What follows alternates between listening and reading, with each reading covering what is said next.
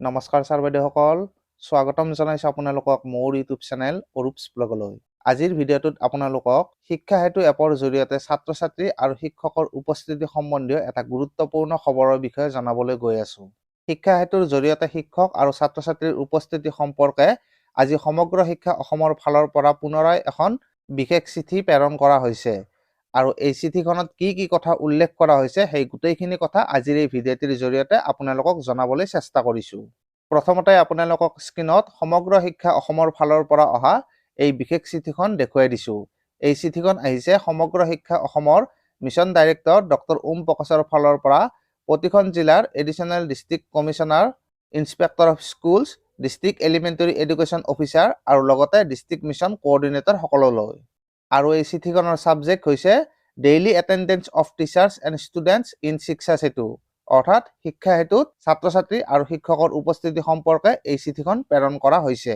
ইয়াতে কোৱা হৈছে, sir or madam, with reference to the letter and subject cited, it is to inform you that department of school education, Government of Assam has made mandatory of tracking the daily attendance of teachers and students through Shiksha Setu with effect from 1st April 2024.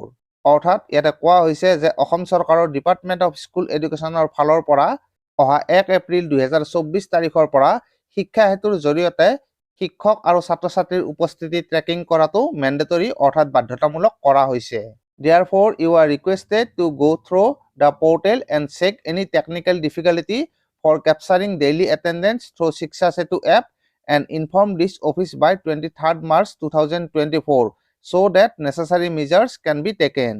অৰ্থাৎ শিক্ষা হেতু এপৰ জৰিয়তে শিক্ষক আৰু ছাত্ৰ-ছাত্ৰীৰ daily attendance লোৱাৰ ক্ষেত্ৰত যদিহে কিবা টেকনিকেল ডিফিকাল্টি আছে তেনেহ'লে সেইখিনি চেক কৰি অহা 23 মাৰ্চ 2024 তাৰিখৰ ভিতৰত সমগ্ৰ শিক্ষাৰ কাৰ্যালয়ত জনাবলৈ কোৱা হৈছে।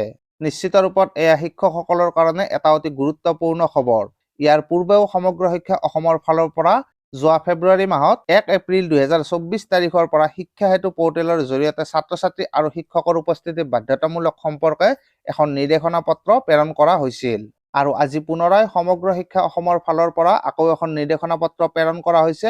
আৰু এই নিৰ্দেশনা পত্ৰখনতো উল্লেখ কৰা হৈছে যে অহা 1 এপ্ৰিল 2024 তাৰিখৰ পৰা শিক্ষা হেতুৰ জৰিয়তে শিক্ষক আৰু ছাত্ৰ-ছাত্ৰীৰ উপস্থিতি লোৱাটো বাধ্যতামূলক।